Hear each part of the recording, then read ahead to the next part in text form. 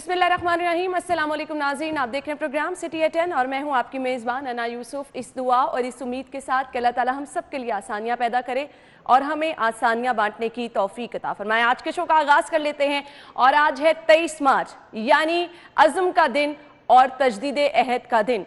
इस दिन के पीछे बहुत सारी कोशिशें हैं, बहुत सारा अज़्म है, बहुत सारी जद्दोजहद है जो आप सभी लोग जानते हैं। इस दिन क्या हुआ जी, इसको यौम पाकिस्तान भी कहा जाता है। करारदाद पाकिस्तान जो है वो पेश की गई।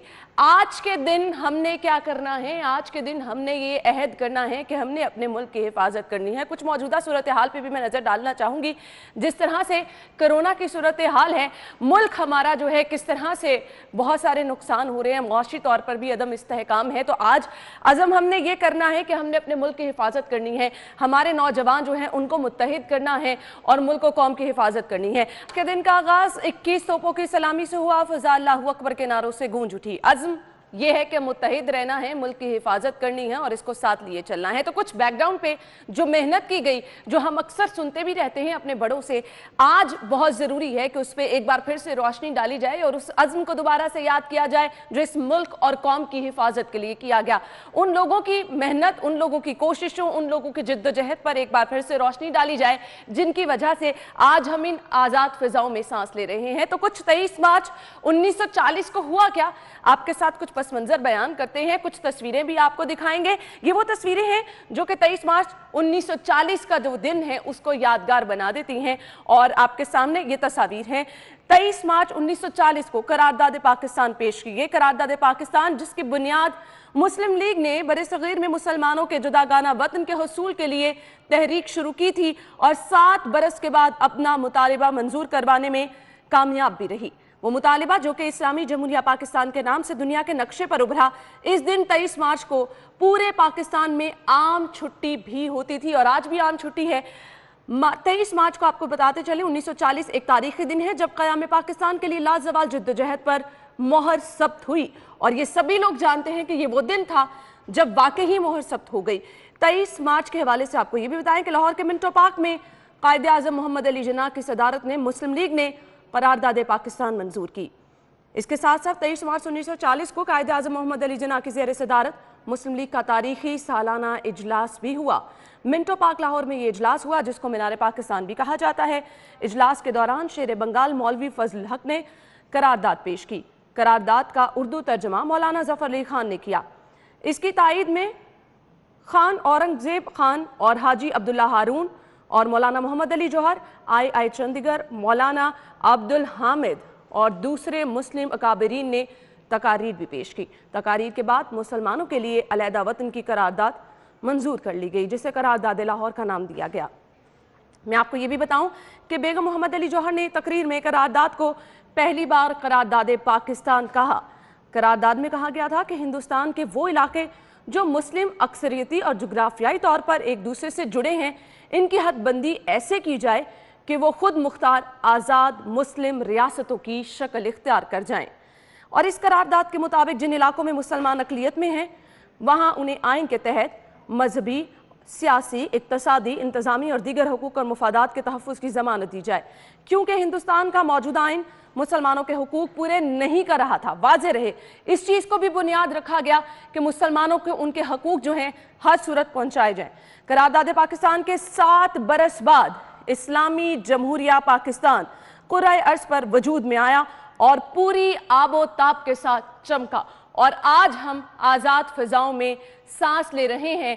और आज ये तमाम चीज़ें रिपीट करने का मकसद, दोहराने का मकसद, जो शायद आपने बचपन में भी पढ़ी हों, आप अपने बच्चों को भी बताते हों, मकसद सिर्फ ये था कि एक बार फिर से इस पर रोशनी डाली जाए। अज़म ये करना है कि इस मेहनत को, इस लगन को, इस जद्दोजहद को हमने आगे लेकर चलना है और मुल्क को, कौम की हिफाजत करनी है। अपने बच्चों को, कौम के मेमारों को ये बताना है कि आज हम जो आज़ाद मुल्क में घूम फिर रहे हैं, अपनी मर्ज़ी से हर जगह जा रहे हैं, ये हमारे बड़ों की मेहनत है, जद्दोजहद है, जिसकी वजह से आज हम आज़ाद फ़िज़ाओं में सांस ले रहे हैं। जी तो नाज़रीन, हमने आज के दिन के मुनासबत से बहुत सारे अपने मेहमान भी मदऊ किए हैं और आज के दिन की अहमियत पे भी हम रोशनी डालेंगे और इसके साथ साथ आपको बताएंगे कि किस तरह से हम जो हैं आज आज़ाद फ़िज़ाओं में अगर सांस ले रहे हैं तो इसके पीछे किन किन लोगों की मेहनत है, कुछ हमने इस पे भी रोशनी डालनी है। फिलहाल ब्रेक लेंगे, ब्रेक के बाद आपको ज्वाइन करेंगे, हमारे साथ ही रहिएगा।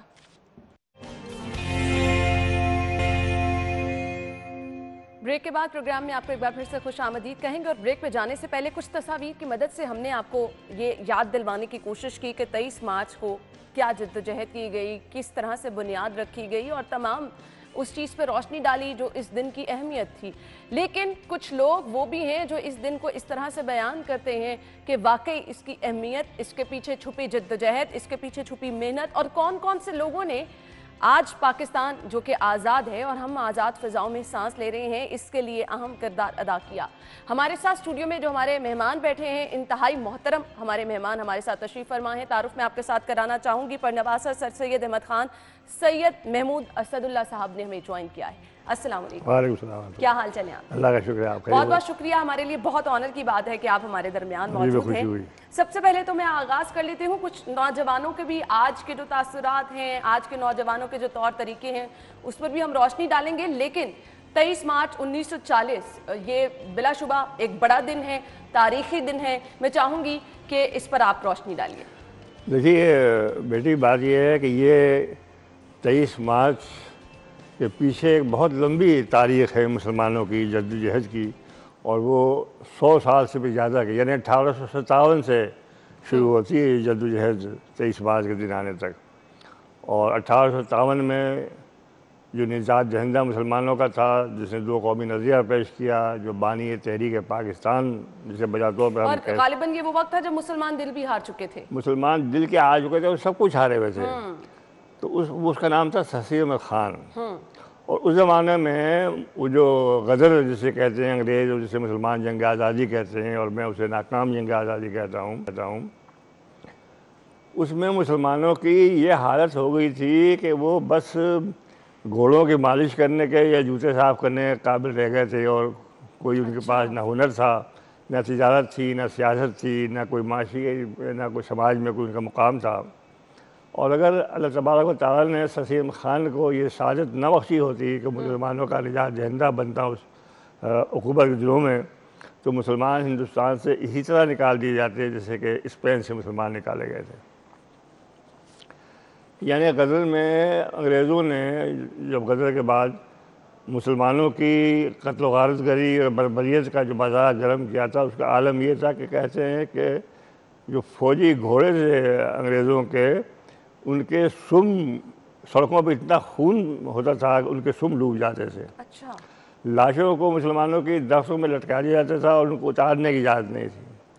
ना बच्चों को जगह जाता था, ना बूढ़ों को, ना औरतों को, ना मर्दों को, सबको।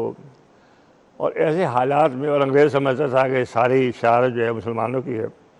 ससीर का बड़ा कारनामा एक ये भी है कि उसने अंग्रेज़ों के इस गुस्से और गज़ब को ठंडा करने के लिए असबाब बगावत हिंद एक किताब लिखी, और उसमें उसने ये साबित किया, जिसे अंग्रेज़ों ने माना, तस्लीम किया अंग्रेज़ हुकूमत ने, कि तमाम कसूर मुसलमानों का नहीं है, बल्कि अंग्रेज़ हुकूमत का जो रवैया मुसलमानों के साथ रहा उसका भी इसमें कसूर है। और फिर ससीर का कहना ये था कि बजाय इसके कि हम निहत्ते होकर इस कौम से लड़ें, हुक्मरानों से लड़ें, हमें बेहतर ये है कि हम उनसे मसालहत करें, पहले अपने आप को उसके काबिल बनाएं, तालीम में, तिजारत में, सियासत में, फिर हम उनसे मुकाबला करें। और मेरे ख्याल से असल मकसद भी सर सैयद का यही था। और इसीलिए ससीर ने, चूँकि हुक्मरानों की ज़बान अंग्रेज़ी थी और तमाम उलूम भी अंग्रेज़ी में थे, इसलिए ससीर ख़ान ने अंग्रेज़ी पर जोर दिया था कि मुसलमान अंग्रेज़ी तालीम हासिल करें। और कॉलेज बनाया, स्कूल बनाया, बाद में यूनिवर्सिटी बना। लेकिन ससीर ने हमेशा अंग्रेज़ी तहजीब की बहुत मुखालफत की है। अच्छा। ससीर का कहना यह था कि तुम तमाम उलूम हासिल कर भी लो अगर, लेकिन अगर तुमने कुरान और सुन्नत के अहकामात इशारा से इनहराफ किया तो तुम्हारी तमाम मेहनत जो है तालीम हासिल करने की वो बेकार जाएगी। और मैं ये देख रहा हूँ कि सिर्फ बेकार नहीं जाती बल्कि नुकसानदेह होती है। बिल्कुल। आज आप देखें हमारे जितने भी लीडर गुजरे हैं और गुजर रहे हैं, सब पढ़े लिखे हैं, जिनको हम करप्ट कहते हैं और बदजानत कहते हैं और लूट खसोड़ कहते हैं और छोड़, वो सब पढ़े लिखे हैं, मगर उनमें जब जज्बे हुब्ब बत्ती नहीं है, इसलिए उनकी तरबियत नहीं है, उनकी ग्रूमिंग नहीं है, उनकी गाइडेंस नहीं है, उनकी मोटिवेशन नहीं है। जज्बा हुब्बुल वतनी पे सर सैयद ने किस तरह से जोर दिया और वो कौन से ऐसे जज्बात हैं जो आपको इस तरफ लेके चलते हैं? देखिए, मैंने एक साल, मुझे बड़ा सादत मिली, मुझे एक साल अलीगढ़ में स्कूल में पढ़ने की। उस वक्त मेरी उम्र 9 साल थी जब पाकिस्तान बना। मैं क्लास 4 में अलीगढ़ में यूनिवर्सिटी के स्कूल में पढ़ रहा था। मैंने वहाँ उस ज़माने में 9 साल की उम्र में बड़ा अल्लाह ताला ने मुझे तौफीक दी कि मैंने मुताला किया। वहाँ मैंने देखा ये कि हिंदुस्तान के गोशे गोशे से, गिलगित बल्तिस्तान, आज़ाद कश्मीर, सिंध, बलोचिस्तान, पंजाब, मकान, हर जगह से तलबा वहाँ पढ़ने आते थे। और ज़ाहिर है वो मुस्लिम मसलक के थे, मुस्लिम कबीलों के थे, मुस्लिम ज़बानों के थे।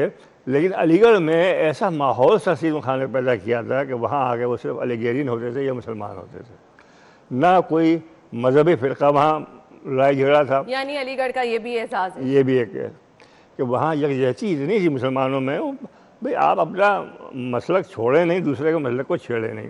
बिल्कुल। वो हाथ छोड़ के नमाज पढ़ता है, बांध के पढ़ता है, आमी जोर से कहता है, इससे क्या फ़र्क पड़ता है।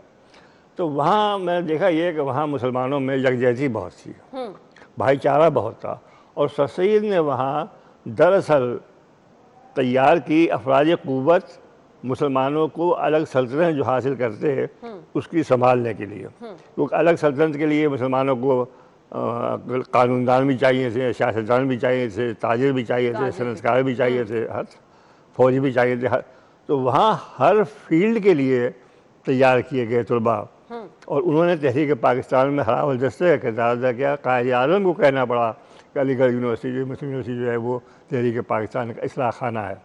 अब बताइए, आप बगैर इसलाह खाने के तो आप नहीं लड़ सकते। तो इतनी अहमियत है। फिर यही नहीं, सर सैयद ने, यानी लोगों ने उन पर कुफ्र के फतवे लगाए। अब अफसोस कि आप इसका रसूल देखें जिस पे कुफ्र के फतवे लगे हैं। बिल्कुल। एक अंग्रेज़ दानिशवर विलियम मेयर ने एक किताब लिखी थी, लाइफ ऑफ मोहम्मद। उसमें बड़ा गुस्ताखाना कलमात थे रसूल अकरम सल्लल्लाहु अलैहि वसल्लम के बारे में, इस्लाम के बारे में। सलीम खान को अंग्रेज़ी नहीं आती थी। उन्होंने अपने बेटे जस्टिस महमूद से उसका तर्जुमा सुना। अच्छा, सैयद किसी मजहबी मदरसे के या जामे के पढ़े भी नहीं थे, जो आलिम दीन होते या कोई ऐसे होते, वली अल्लाह होते। उस ज़माने में बड़े बड़े उलमा कराम थे, बड़े बड़े मुफ्ती कराम थे। किसी को तौफीक न हुई कि उसका जवाब लिखता या उसकी तरफ तवज्जो देता। ये भी सैयद के हिस्से में आया कि सैयद ने उसको पढ़ के उनका खून इतना खोला कि उस सैयद ने तहिया कर दिया कि मैं इसका जवाब दूंगा और ऐसा मुदल्लल जवाब दूंगा कि विलियम मेयर भी माने कि हाँ वो गलत है। और उस सिलसिले में उन्होंने इंग्लिस्तान का सफ़र करना पड़ा। और उस इंग्लिस्तान के सफ़र में, वहाँ की रहाइश में और किताब लिखने में और छपवाने में और मुख्तलिफ उसके जो लवाज़मात थे, सारी जायदाद सैयद की बहुत जायदाद थी, सब जायदाद बिक गई। अच्छा। आखिरी घर जो उनका रह गया, जब उन्हें ज़रूरत पड़ी तो उन्होंने अपने दोस्त को हिंदुस्तान में लिखा कि उस घर को बेच दो। तो उस दोस्त ने उनको लिखा कि तुम आओगे तो कहाँ ठहरोगे, अब यही एक तुम्हारे पास ठिकाना रह गया है। तो सैयद का जवाब ये था, जो बड़ा तारीख़ी जवाब माना जाता है, कि मुझे ये मंजूर है और मुझे खुशी होगी कि क़यामत के दिन मैं लंगोटी बांधे एक फ़कीर के हैसियत से उठूँ, मगर रसूल अकरम सल्लल्लाहु अलैहि वसल्लम ये तो कहें कि उस आशिक़ को बुलाओ, सैयद अहमद को, जिसकी मेरी मोहब्बत में, इश्क में सारी जायदाद। सुभान अल्लाह, सुभान अल्लाह। और बिलाशुबा ये बहुत बहुत और बड़ी बात यह है कि विलियम मेयर ने जब वो किताब पढ़ी, खुतबात अहमदिया के नाम से उन्होंने जवाब लिखा था, तो विलियम मेयर की ने ये माना कि हाँ मैं गलत था, सैयद सही, जो इस्लाम की तस्वीर उन्होंने पेश की है, जो नज़रिया पेश किया है वो सही है, मैं गलत था। यानी ये बड़ा उस पर एक वो था। तो ये उसका इश्क़ रसूल था, उस पर हमने कुछ के फतवे लगाए। बिल्कुल। फिर उसका आदना इश्क़ रसूल, इस्लाम से मोहब्बत की आप एक और मिसाल देखिए। उनके बेटे जस्टिस महमूद, जिनका बड़ा कंट्रीब्यूशन है सैयद की खिदमात में, इस्लाम के लिए, मुसलमानों के लिए, निजात के लिए, अलीगढ़ यूनिवर्सिटी और उसके लिए, इस कॉलेज के लिए, वो इंग्लिस्तान भी उनके साथ गए, उनको वहाँ साथ रहे। वो जब इलाहाबाद हाई कोर्ट से रिटायर हो गए, उन्होंने शराब पीनी बहुत शुरू कर दी थी। अच्छा। सैयद ने बहुत कोशिश की कि सैयद महमूद शराब छोड़ दें, उन्होंने नहीं छोड़ी। तो एक दिन उन्होंने अपने दोस्त अहबाब को जमा किया और जस्टिस महमूद को भी बिठाया और अहबाब से कहा कि मैंने आपको इसलिए आज जहमत दी है कि हम सब मिलकर दुआ करें, या तो जस्टिस महमूद शराब छोड़ दे या दुनिया छोड़ दे। अब बताइए, एक बाप अपने बेटे के लिए इतनी बड़ी बात किस तरह से कहे। और जब जस्टिस महमूद ने शराब नहीं छोड़ी तो सैयद अहमद खान ने उनका घर छोड़ दिया और अपने दोस्त एक नवाब मोहसिन मुल्क यहाँ जाकर रहाइश अख्तियार कर ली। उस बेटे कहानी रहे जो इस्लाम के इस उसूल के खिलाफ जाके यानी शराब इस्लाम हराम। से इस कदर मोहब्बत थी।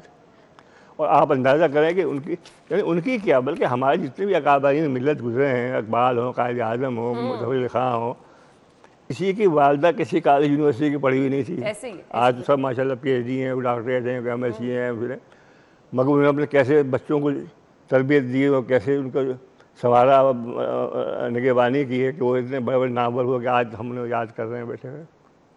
तो ये असल में अखलाकियात, तरबियत, किरदार, ये किरदार है जो आपका जिस्मानी हुस्न भी पैदा करता है, आपके हर तरह का खूबसूरती जो है काम की आपकी शख्सियत में निखार आता है, आपकी अजमत करता है, आपके भाई पैदा करता है।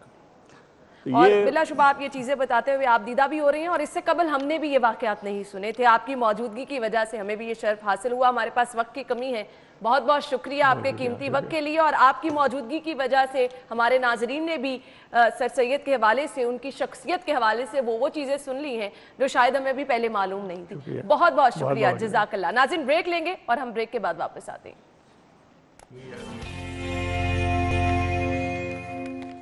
ब्रेक के बाद आपको एक बार फिर से खुशामदीद कहेंगे। और जहां आज के दिन की हम अहमियत की बात कर रहे हैं, तो आज के दिन के साथ साथ हमने अपनी जिम्मेदारियों को ज़रूर रिमाइंड करना है कि हमारी आज के दिन के हवाले से जिम्मेदारियां क्या हैं। जब हम मुल्क कौम की हिफाजत की बात करते हैं, तो मैंने स्टार्ट में भी ये चीज़ जिक्र की थी कि मौजूदा हालात को हम कभी भी जो है पसे पुष्ट नहीं डाल सकते, नज़रअंदाज नहीं कर सकते, क्योंकि ये भी हमारे मुल्क के मुफाद की बात ही है। किस तरह से हम देख रहे हैं कि मुल्क हमारा मुआशी तौर पर तबाह होता चला जा रहा है, गुर्बत इस कदर बढ़ती चली जा रही है, लोग इस कदर परेशान हैं, हर तरफ महंगाई है, कुछ नज़र नहीं आ रहा। और ये मैं बात करना चाह रही हूँ अभी जो कोविड की वजह से सूरत हाल है, जिस पर हमने देखा कि कल जो इजलास हुआ उसके बाद कंपैरेटिवली कुछ रिलैक्सेशन दी गई, क्योंकि ताजिर ये कह रहे थे कि वो किसी सूरत 6 बजे मार्केटें नहीं बंद करेंगे। तो आज की कुछ हमारे पास जो लीड स्टोरीज हैं उनकी तरफ भी बढ़ेंगे। स्टूडियो में हमारे साथ हमारे सीनियर रिपोर्टर मौजूद है, राव दिलशाद हुसैन साहब, उन्हें खुशामदीद कहेंगे। अस्सलाम वालेकुम राव साहब। वालेकुम सलाम। क्या हाल चाल है? अल्लाह का शुक्र। राव साहब, पहली खबर की तरफ बढ़ते हैं। कारोबार जो है वो रात 8 बजे तक खुले रहेंगे, कारोबारी मराकज़। ये कल होने वाले इजलास में जो है वो कुछ रिलैक्सेशन दी गई है, क्या ये जरूरी थी? कुछ रिलैक्सेशंस हैं और कुछ इसमें मजीद सख्तियां भी हैं। अब इसमें जो आपने बात की 23 मार्च, चूंकि आज तजदीद अहद का दिन है, और राव साहब के जब हम कह रहे हैं ना हमने अपने मुल्क की हिफाजत करनी है, इस अज़म को लेकर चलना है, तो इस टाइम सबसे बड़ी जिम्मेदारी मेरे ख्याल से किसी भी पाकिस्तानी की यही है। देखिए, आज चूंकि तजदीद अहद है, और तजदीद अहद हमने करना इसलिए भी ज़रूरी है कि हम अपने मुल्क के जो मसाइल हैं उनको भी किस तरह से हल करें, उसके ऊपर एक वाज़िया पॉलिसी गाइडलाइन आनी चाहिए। अब हमें पेंडेमिक की सूरत हाल का सामना है।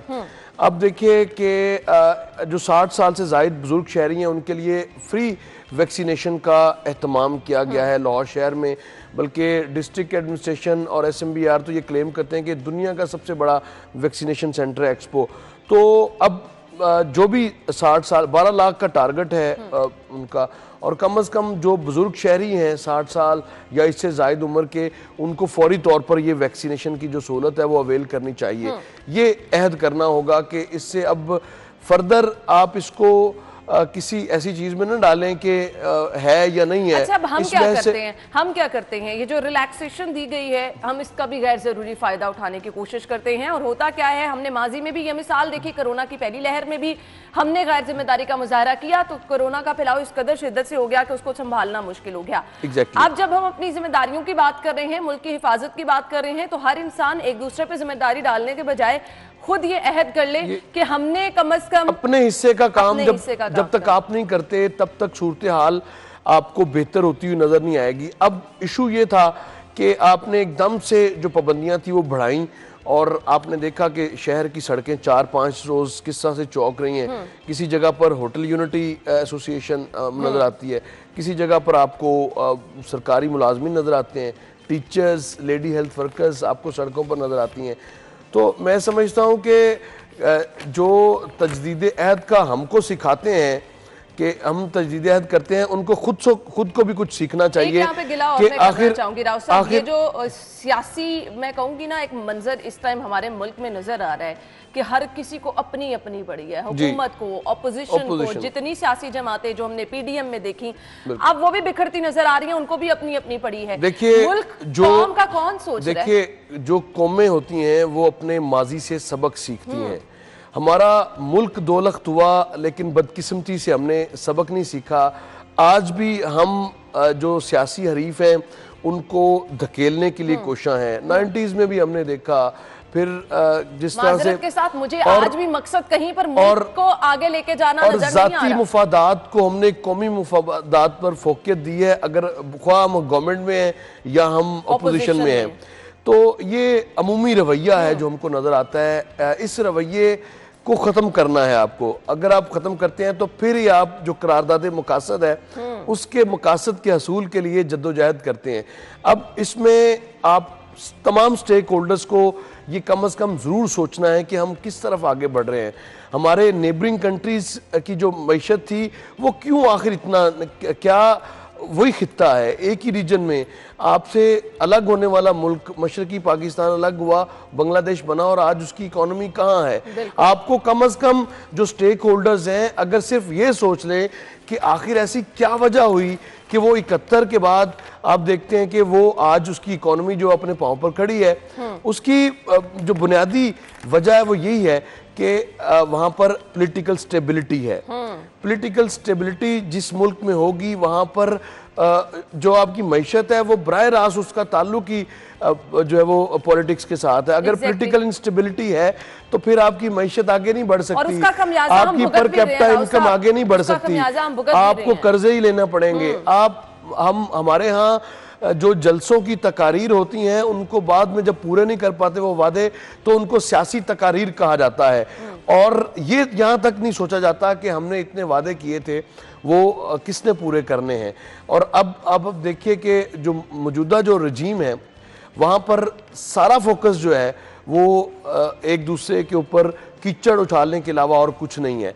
ओपोजिशन खुद तकसीम है और फिर अपोजिशन और गवर्नमेंट के जो ट्रेजरी बेंचेस है वो दस्तों गिरेबां हैं, कहीं अल्फाज की हद तक हैं, कहीं तंजो तेज जुमले। ये मैं इंतहाई माजरत के साथ कहती चलूं कि ये रियासत की रिस्पॉन्सिबिलिटी नहीं होती, ये रियासत का किरदार नहीं होता, ये रियासत के बड़ों की कभी भी ये रिस्पॉन्सिबिलिटी नहीं होती। जब हम ऐसा एक इम्पैक्ट रियासत देगी तो फिर मुल्क में किस तरह से इस्तेहकाम होगा, मुल्क के हालात जो आज हैं फिर वही होंगे। इस तरह से गरीब जो है वो परेशान रहेगा और मजीद गुर्बत की तरफ जाता जाएगा। राव साहब, हम गुफ्तगू का सिलसिला आगे बढ़ाएंगे। नाज़रीन, ब्रेक लेंगे और जब ब्रेक से वापस आएंगे तो आज के दिन के हवाले से आपने वीडियोस भी हमारे साथ जबरदस्त शेयर की हैं, वो भी आपको दिखाएंगे ब्रेक के बाद।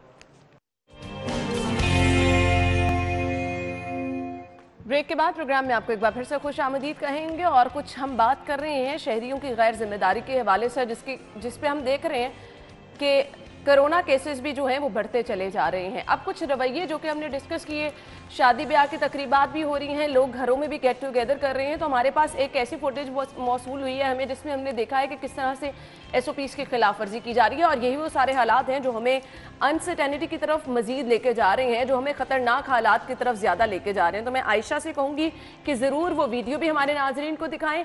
और फिर बहुत सारी जगहों पर कार्रवाइयाँ हो भी रही हैं। अब कार्रवाइयाँ करना सिर्फ मैटर नहीं करता, आप कहां पे जाके कार्रवाइयां कर लेंगे अपने तौर पे। राव साहब, ये वीडियो देखें और देखिए गुज़िश्ता रोज हमने देखा कि 51 जो मैरिज हॉल से उनको सील किया गया, जुर्माने किए गए, इतना बड़ा शहर है ना, और उनको काउंटर किया गया। असल में जब जिस शहर में 1300 से जायद मैरिज हॉल्स होंगे तो वहां पर 51 ऑब्वियसली मैटर नहीं करते, लेकिन बहुत सारे शादी हॉल्स जो हैं वो पाबंदी कर भी रहे हैं। अब आपने ये जो फुटेजेस आप देख रही हैं या इससे मिली जुली आपको बहुत सारी जगहों पर फुटेजेस ऐसी मिलेंगी। सबसे पहले तो इंडोर पाबंदी है, यह इंडोर तो पाबंदी है ही, और ये इंडोर आप इवेंट देख भी सकते हैं। इस तरह के कई ऐसी शहर के अतराफ में जो वेडिंग हॉल्स हैं उन्होंने ये फैसिलिटी कर रहे हैं फंक्शन, और हर जगह पर जाहिर है एडमिनिस्ट्रेशन जा भी नहीं सकती। ये है वो रिस्पॉन्सिबिलिटी जिसकी हम बात कर रहे थे कि इसको फील करना है। देखिए, अगर आपके पास अल्टरनेट अरेंजमेंट है, बहुत सारी ऐसी मार्केट्स को हम भी जानते हैं, वेडिंग हॉल्स को हम भी जानते हैं, जिनकी छत को इस्तेमाल किया जा सकता है, जिनकी पार्किंग को इस्तेमाल किया जा सकता है। तो आप फॉर द टाइम बिंग आप उसको इस्तेमाल कर लें, और इन केस के अगर वेदर ख़राब होता है तो चलें, फिर तो मजबूरी है। अब आउटडोर की इजाज़त है, उस फैसिलिटी को अवेल करने के बजाय आप इस तरह से, हम देख रहे हैं कि बहुत ज़्यादा शिकायत आ रही, बल्कि लोग खुद से भी डीसील कर रहे हैं। कल डीसी लाहौर के साथ हम भी थे, एक मार्की थी और उन्होंने खुद से डीसील कर लिया, रॉयल गार्डन मार्की समनाबाद की। तो इस तरह की, ये तो वो है जिसका पता चल जाता है, और इसके अलावा भी यही रूटीन है कि लोग खुद से भी डीसील कर रहे हैं, और जुर्माना 5-10 हज़ार, इससे ज़्यादा जुर्माना हो नहीं सकता, मैक्सिमम 30,000 रुपये तक जुर्माना किया जा सकता है। अच्छा, राव का ख्याल करें, आज के दिन की मुनासबत से डीसी साहब ने भी यही पैगाम दिया और हमारी भी यहाँ पे गुफ्तगू यही थी कि मौजूदा सूरत हाल को देखते हुए हमने किस तरह से अपनी जिम्मेदारियां समझनी है। राव साहब, बहुत बहुत शुक्रिया आपके वक्त के लिए। नाज़रीन, हम चलते हैं ब्रेक की तरफ और ब्रेक के बाद आपको एक बार फिर से ज्वाइन करेंगे, हमारे साथ ही रहिएगा।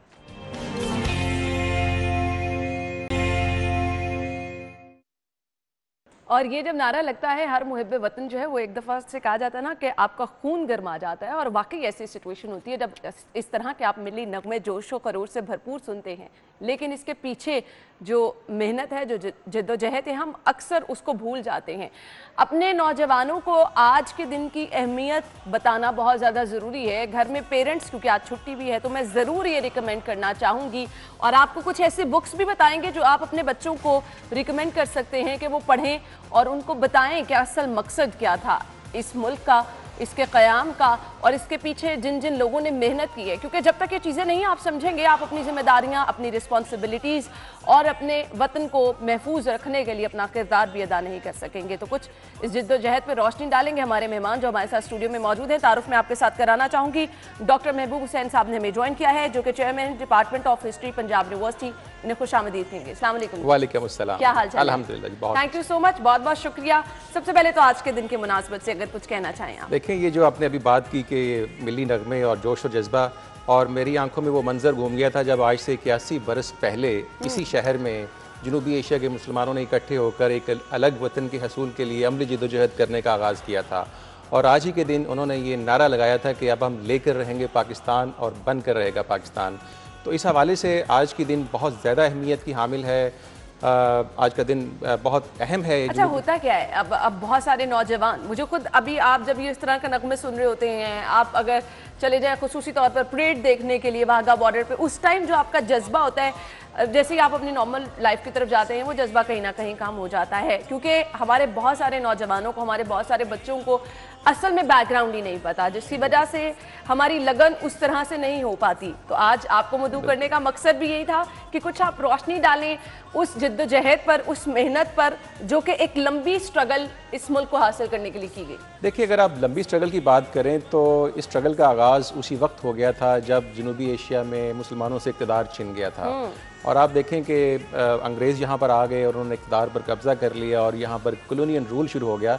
लेकिन अब ये जो जद्दोजहद जिसका आप जिक्र कर रहे हैं, ये एक नए अंदाज से शुरू हुई। जब हम बात करेंगे सर सैयद अहमद ख़ान से, जब उन्होंने 1875 में एक स्कूल कायम किया और कहा कि जी अब हमें लड़ाई की बजाय, लड़ने की बजाय अपने आप को तालीम याफ्ता करना है, अपनी सफ़ों को दुरुस्त करना है। उनकी जो जद्दोजहद थी वो 3 पॉइंट्स पर थी।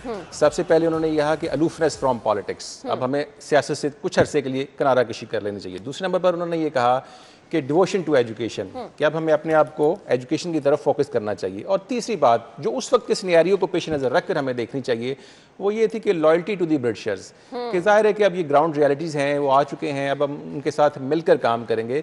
तो इस बुनियाद पर फिर हिंदुस्तान के मुसलमानों ने आगे अपने आज़ादी का सफ़र शुरू किया। सही सही। अच्छा, मुझे ये बताइएगा कौन कौन सी वो अहम शख्सियात थी जिन्होंने अहम किरदार अदा किया जद्दोजहद पाकिस्तान में, और ख़ास तौर पे फिर हम 23 मार्च की तरफ भी आएंगे, लेकिन इस पूरे जद्दोजहद में कौन कौन सी शख्सियात आपको लगता है कि जिनका नाम बहुत ज़्यादा काबिल है? देखिए, इसमें कोई 1, 2 या 10-12 नहीं, सैकड़ों शख्सियात थी और उन्होंने अपने अपने लेवल पर बहुत बुनियादी रोल प्ले किया। जैसे मैंने शुरू में अर्ज़ किया कि सर सैयद अहमद ख़ान की शख्सियत थी। फिर जब मुस्लिम लीग का क़याम अमल में आया तो जो बंगाल के हमारे मुसलमान लीडर थे, वक़ारुल मुल्क थे, मौसुल मुल्क थे, सलीमुल्लाह थे, इसी तरह सर आगा ख़ान थे। अगर हम पंजाब की बात करें तो उस वक्त मौलाना ज़फ़र अली ख़ान थे। अगर हम सेंट्रल इंडिया की बात करें तो मौलाना मोहम्मद अली जौहर, उनके भाई शौकत अली, इसी तरह उनकी वालदा बी अमा, और इसी तरह बेशुमार लोगों ने इस तहरीक में अपने अपने हिस्से का रोल प्ले किया। आपने 1857 की बात की, मुसलमान बहुत दिल बर्दाश्ता हो चुके हुए थे और मुसलमानों में वो जो उम्मीद की लहर कहते हैं ऑलमोस्ट ख़त्म हो चुकी हुई थी। दोबारा से उनको जगाना, जिंदा करना, किस तरह से वो तमाम सिनेरियो बताइएगा, क्या हालात थे उस वक्त? देखें, ये बात बिल्कुल ठीक है कि 1857 की जंग आज़ादी, जिसे हम जंग आज़ादी कहते हैं, अंग्रेज़ तो इसे बगावत कहते थे या म्यूटनी कहते थे, तो इस जंग में जब मुसलमान या उस वक्त की जो लोकल फोर्सेस थी वो नाकाम हुई, तो ज़ाहिर है कि एक नेचुरल होता है कि दिल बर्दाश्ता होते हैं, मायूसी आती है। लेकिन इस मायूसी के आलम में भी कुछ ऐसी शख्सियात थीं जिन्होंने इनके हाथ पकड़ा और उन्होंने कहा कि जी अब हमें आगे बढ़ना है, हमें अपने आप को संभालना है और हमें अपनी जद्दोजहद का आगाज़ करना है। तो इसमें तहरीक अलीगढ़ का बड़ा बुनियादी रोल है। इस तहरीक ने तहरीक पाकिस्तान की बुनियाद रखी और इसी तहरीक से फिर आज हम ये जो डिस्कस करने बैठे हैं करारदाद लाहौर, ये सारे वही लोग थे जो उस तहरीक से किसी न किसी सूरत में वाबस्ता रहे, जिसे हम अलीगढ़ के अलुमनाई कहते हैं, अलीगढ़ के साबकीन कहते हैं। वहाँ के जो साबिक तालिब इल्म थे उन्होंने फिर ये क़याम पाकिस्तान के लिए अपने अपने हिस्से का रोल प्ले किया। तो इस तरह से क़याम पाकिस्तान के लिए अपने हिस्से का रोल प्ले किया गया। अच्छा, 23 मार्च के दिन करारदाद पेश की गई, इस करारदाद के कुछ चीदा नुकात अगर आप जी, ये बड़ी एक दिलचस्प बात है कि ये जो करारदाद थी, अगर आप इंसानी तारीख़ उठा कर देख लें तो ऐसा शायद ही किसी दुनिया के किसी खित्ते में हुआ हो कि 400 अल्फाज पर मुश्तमिल ये करारदाद थी और 4 मुख्तसर पैराग्राफ थे। लेकिन इस 400 अल्फाज पर मुश्तमिल करारदाद ने पूरी एक कौम का मुकद्दर बदल कर रख दिया। आप देखें कि इस करारदाद का जो ओरिजिनल टेक्स्ट है उसमें वर्ड पाकिस्तान यूज़ नहीं हुआ, बल्कि जब AK फजल हक ने ये करारदाद पेश की इसमें कोई पाकिस्तान नाम का वर्ड यूज़ नहीं हुआ। बाद में तायद करने वालों ने भी इसका नहीं, सिवाय अमजदी बेगम ने, अमजदी बेगम मौलाना मोहम्मद अली जौहर की बेगम थी, उन्होंने अपनी गुफ्तगू में पाकिस्तान का जिक्र किया। लेकिन आप ये देखें कि उस वक्त का जो हिंदू मीडिया था या जो कांग्रेस का के असर ज़ेर असर अखबारात थे, उन्होंने इसे करारदाद पाकिस्तान का नाम दिया।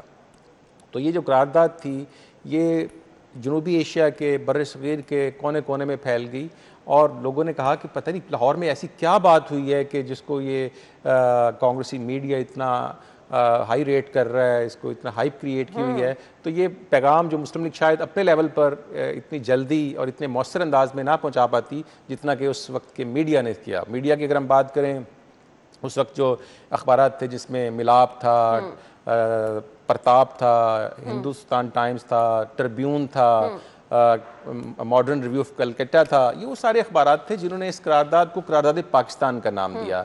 और फिर आप देखें कि इस करारदाद में बड़ा वाज़ेह अंदाज में कहा गया कि अब हम पाकिस्तान एक अलग रियासत है, पाकिस्तान एक अलग रियासत है। हम यहीं से गुफ्तगू का सिलसिला आगे बढ़ाएंगे। लाहौर से बड़ा गहरा ताल्लुक है इस करारदाद का। मिंटो पार्क का जिक्र तो आपने सुना ही होगा, जिसे मीनार पाकिस्तान भी कहा जाता है। इस पर हमने बात करनी है, ब्रेक के बाद आते हैं।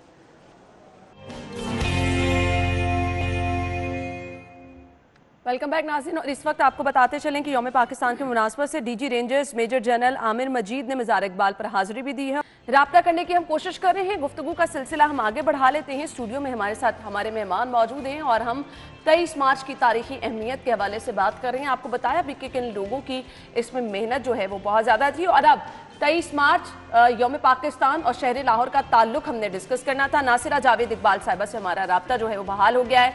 अस्सलाम वालेकुम मैडम, क्या हाल चाल है आपके? वालेकुम अस्सलाम। पहले तो तमाम नाजरीन को और आपको भी यौम पाकिस्तान की मुबारकबाद पेश करती हूँ। बहुत बहुत शुक्रिया और आपको भी बहुत बहुत मुबारकबाद। बिलाशुबा आज का दिन हमारी पूरी कौम के लिए खुशियों भरा दिन है, बहुत बड़ा दिन है। तो इस बड़े दिन के मुनासिबत से, इस बड़े दिन की अहमियत पर आप किस तरह से रोशनी डालेंगी, किन अल्फाज में बयान करेंगी इस दिन को?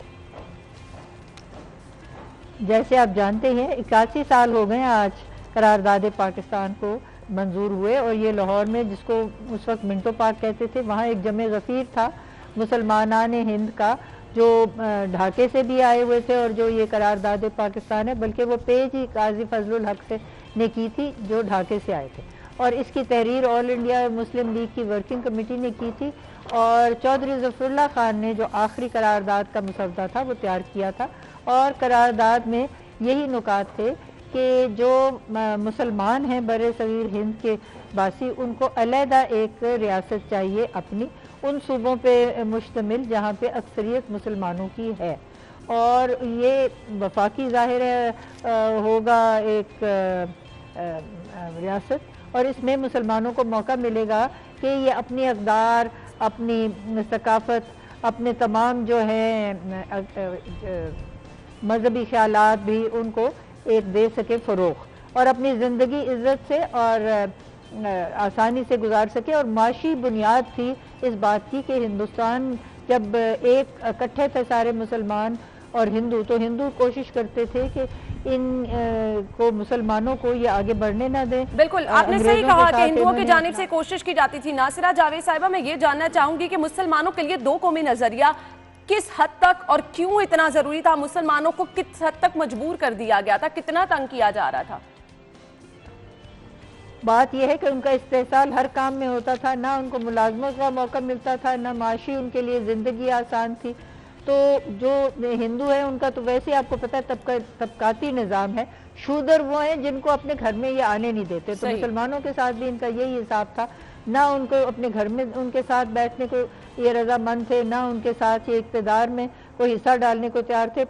बल्कि कायदे आज़म ने तो बहुत कोशिश की पहले कि फेडरेशन के अंदर ही, इंडियन फेडरेशन के अंदर ही मुसलमानों की रियासतें जो हैं वो अलहदा उनकी शनाख्त हो जाए। और जब अल्लामा इकबाल ने 1930 में इलाहाबाद का खुतबा पेश किया, उस वक्त भी उन्होंने जब पहली दफ़ा बात की पाकिस्तान के रियासत का, तो उन्होंने यही कहा, एन इंडिपेंडेंट स्टेट और स्टेट्स विद इन और विदाउट इंडिया।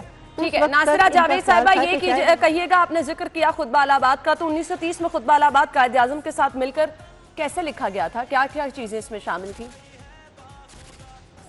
खुतबा इलाहाबाद तो उस वक्त ऑल इंडिया मुस्लिम लीग की जो थी कॉन्फ्रेंस, वो वहाँ इलाहाबाद में हुई थी और उसमें कायदे आज़म शामिल नहीं थे। कायदे आज़म उस वक्त लंदन में थे। तो ये क्योंकि president all India Muslim league के उस वक्त थे अल्लामा इकबाल, उन्होंने ये नज़रिया पेश किया कि हमें अलहदा रियासत या सूबे चाहिए हैं हिंदुस्तान के अंदर या हिंदुस्तान के बाहर, अलहदा ही इंडिपेंडेंट, जिसमें मुसलमान अपनी ज़िंदगी और अपनी मईशत और अपने अक़दार के साथ आसानी से गुजार सकें। तो इसको मकबूल आम हुआ ये नज़रिया। और चौधरी रहमत अली जो कैम्ब्रिज में थे, उन्हें 1933 में नाम दिया इसको पाकिस्तान का। और ये जो नाम था ये बहुत आम मकबूल हो गया क्योंकि ये ज़रा कैची सा था, तो तमाम मुसलमानान हिंद ने इसको एक्सेप्ट कर लिया। और ये आप देखिएगा कि बुनियाद असल में दो कौमी नज़रिए की सर सैयद अहमद ख़ान ने अलीगढ़ मुस्लिम यूनिवर्सिटी में रखी थी, क्योंकि उनको उस वक्त भी एहसास था कि जंग आज़ादी में जब हार गए मुसलमान और हिंदू और अंग्रेज़ों की हो गई हुकूमत, तो उन्होंने ये कोशिश की कि मुसलमानों को तबकाती तौर पे ज़ेर रखें हिंदुओं ने। इसलिए सर सैयद अहमद ख़ान ने कहा कि जदीद अलूम में और साइंस में मुसलमानों को जरूर कोशिश करनी चाहिए। बिल्कुल, सर सैयद की जानिब से उस दौर में भी जदीद अलूम का, साइंस का, अंग्रेजी का जोर दिया गया। नासिरा जावेद साहिबा, आज के दिन की मुनासबत से नौजवानों के लिए कोई आपका पैगाम? जी, सबसे पहले तो ये देखिए, अलीगढ़ मुस्लिम यूनिवर्सिटी नौजवानों के लिए बनाई सर सैयद अहमद ख़ान ने। फिर कैम्ब्रिज के में जो स्टूडेंट्स थे मुसलमान, उन्होंने इस नज़रिए को अपनाया। और फिर 1940 में जो जमे गफ़ीर था, उसमें तमाम सूबों से लोग आए हुए थे और उसमें स्टूडेंट्स भी बेशुमार थे। और तमाम को ये हदायत की कायदे आज़म ने कि आप तहरीक पाकिस्तान को लेके आगे चलें। तो वो हर सूबे, हर ज़िले में, हर ज़री जो जगह थी वहाँ गए और उन्होंने पाकिस्तान का जो ये तस्वर था इसको फ़रोग़ दिया। और ये जो तहरीक थी ये दिन दुगनी रात चुगनी इसको मिली, पजीराई। और 1947 में 7 साल के अंदर अंदर करारदाद पाकिस्तान पे हमने पाकिस्तान का हसूल कर लिया। और पाकिस्तान जब हमने हासिल किया तो वो रेड क्लिफ ने जो लाइन बनाई उसमें हमारे साथ बड़ी हुई दगा, जिससे आज भी हमारा जो झगड़ा है वो ख़त्म नहीं होता। और 1500 मील फासला था मगरबी और मशरकी पाकिस्तान के दरमियान, जिस वजह से किसी वक्त उनके साथ हमारे इख्तिलाफात भी हो गए। बिलाखिर ये कि 21 साल के बाद वो अलहदा हो गए। अब उन्होंने अपनी 50 साल मनाई है एनिवर्सरी, लेकिन ये देखिए कि फिर भी वो अलहदा के अलहदा रहे, वो कभी हिंदुस्तान के अंदर जम नहीं हुए। तो ये कहना है हिंदुओं का कि जी नजरिया पाकिस्तान तो ख़त्म हो गया, ऐसा नहीं हुआ। अपनी जगह हम कायम है और इंशाअल्लाह हमारे जो नौजवान 60% हमारी आबादी हैं वो पुरजोश हैं, उनमें वलवला भी है। और आप जो मीडिया वाले हैं, आपको उनमें ये शऊर पैदा करना है कि वो पाकिस्तान के लिए क्या कर सकते हैं। इंशाअल्लाह हम अपनी कोशिशें इसी तरह से जारी रखेंगे और शऊर पैदा करने का सिलसिला जारी रहेगा कि पाकिस्तान के लिए कौम के मेमार, मुस्तकबिल जिन्हें कौम का कहा जाता है, नौजवान, वो क्या कर सकते हैं। नासिरा जावेद साहिबा, बहुत बहुत शुक्रिया आपके वक्त के लिए। नासिरा जावेद साहिबा ने जहाँ पर नौजवानों की बात की है, बच्चों की बात की है, जो कि मुल्क से मोहब्बत के लिए हर वक्त हमें लगता है कि सरशार भी नज़र आते हैं, और कुछ बच्चे जिन्होंने हमें अपनी वीडियोज़ भेजी है, बहुत ही ज़बरदस्त अंदाज में उन्होंने वतन से मोहब्बत का इजहार भी किया है। तो उन्होंने किस तरह से इजहार किया है आज के दिन के मुनासिबत से हमारे पास जो वीडियोस वसूल हुई हैं, आपको दिखाते हैं। प्यार पैसे पाकिस्तान, पाकिस्तान मेरी जान। मेरी दुआ है कि पाकिस्तान हमेशा आबाद रहे, पाकिस्तान जिंदाबाद। दिल पाकिस्तान जा जा पाकिस्तान, दिल पाकिस्तान जा जा पाकिस्तान, पाकिस्तान जिंदाबाद। जीवे जीवे जीवे पाकिस्तान, पाकिस्तान पाकिस्तान, जीवे Pakistan. I love Pakistan, Pakistan Zindabad. May our country always shine with glory and honor, Pakistan Zindabad. ऐसी ज़मीं हो आसमां, इनके सिवा जाना कहाँ, दिल दिल पाकिस्तान जा जा पाकिस्तान। जी, तो ये नन्हे मुन्ने बच्चे हैं जिन्होंने मिली नगमे गुनगुना कर वतन से मोहब्बत का इजहार किया है, और इन बच्चों को आज के दिन के बारे में बताना बहुत ज़्यादा ज़रूरी भी था, जो हमने कोशिश भी की कि मैक्सिमम इन्फॉर्मेशन हम आपके साथ शेयर करें। शहर लाहौर का जो आज की करारदाद, आज के दिन के मुनासबत से जो ताल्लुक़ है, हमने वो डिस्कस करना है। ब्रेक के बाद आते हैं वापस।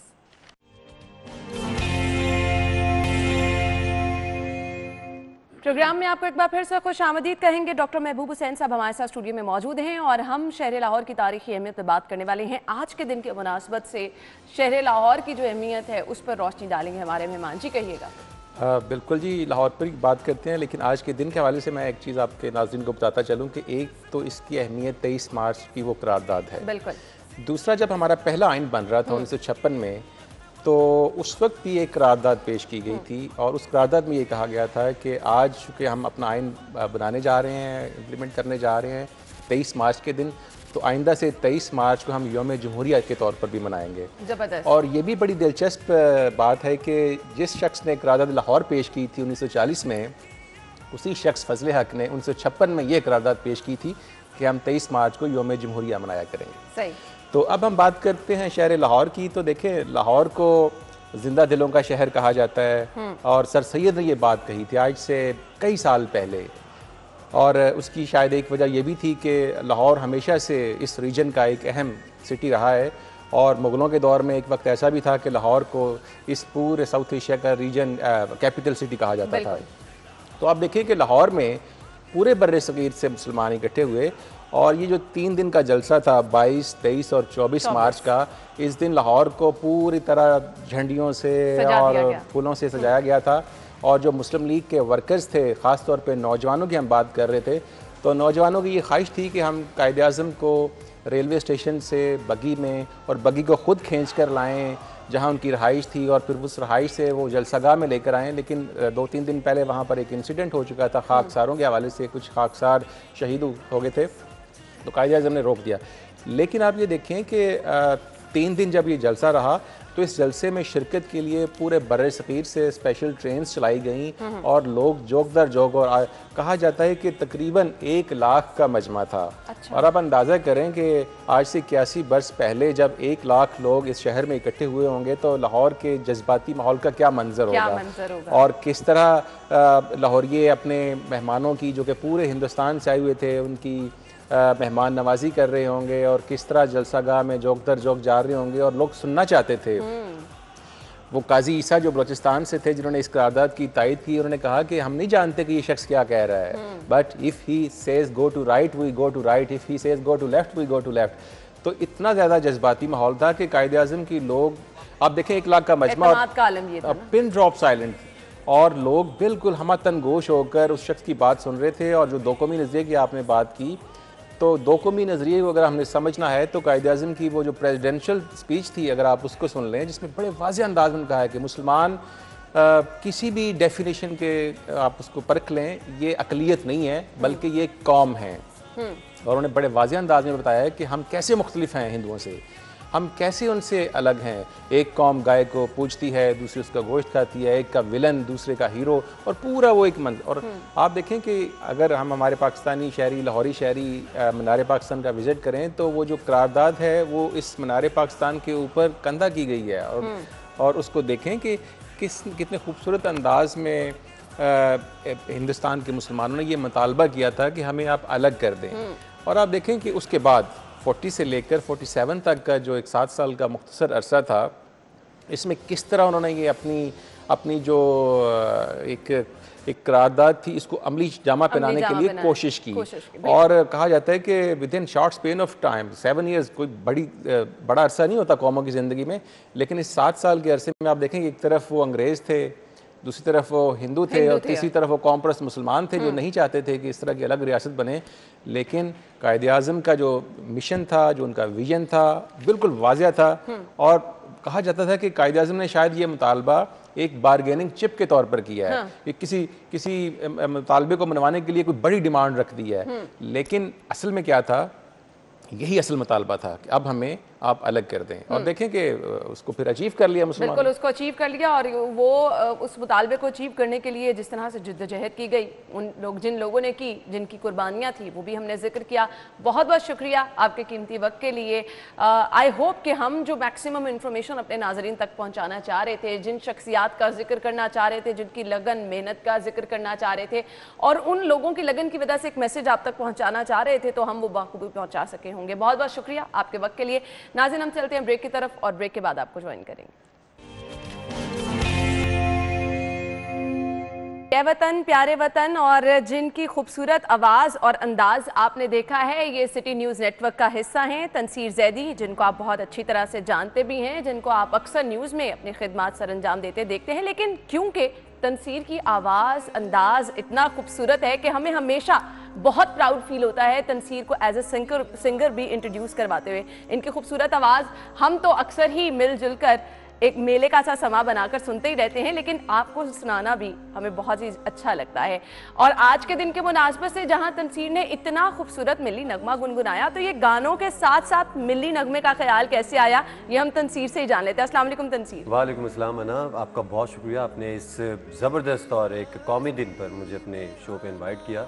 और हमेशा की तरह मैं, जिस तरह आप इतना ज़बरदस्त और खूबसूरत इंट्रोडक्शन देती हैं, अपने आप को इस काबिल समझता तो नहीं हूँ, लेकिन जब आप ये इंट्रोडक्शन देती हैं तो यकीनन बहुत अच्छा भी महसूस होता है, दिल बाग हो जाता है, खुशी से बड़ा हो जाता है। नहीं जी, आप डिजर्व करते हैं। अच्छा तनसीर, गाने हैं तो अक्सर हम देखते हैं आप अपनी खूबसूरत आवाज़ में गुनगुनाते ही रहते हैं। ये मिली नगमा, ये एक हुब्बुल वतनी की वो फीलिंग होती है कि जिसमें आप गुम होकर रह जाते हैं, कैसे सोचा? बिल्कुल, ये ना बहुत ज़रूरी मैं समझता हूँ कि आजकल की जो जनरेशन है उसका जो फोकस है वो कंटेम्प्रेरी म्यूज़िक पे ज़्यादा होता है।